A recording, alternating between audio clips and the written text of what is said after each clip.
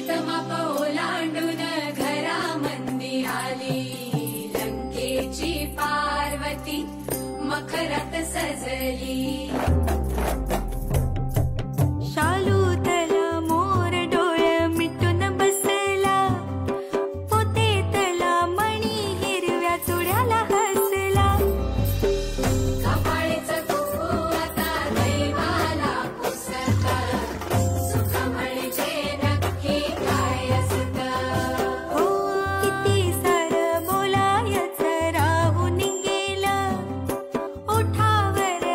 हे काम नाही करायचं असं।